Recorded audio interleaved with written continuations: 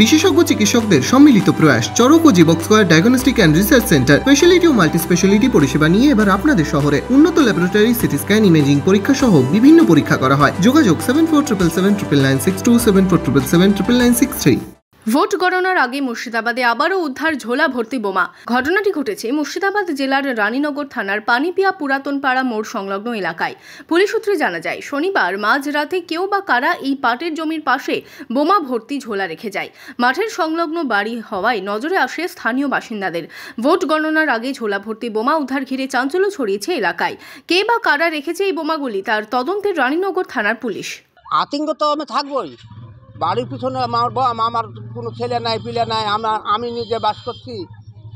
সবাই মাত্র নামাজের লেগে আমার ছেলেটা একটা লাতি এসেছে বাড়িতে, আবার তো আতঙ্ক হবই। আমি চোখে দেখিনি কোনো।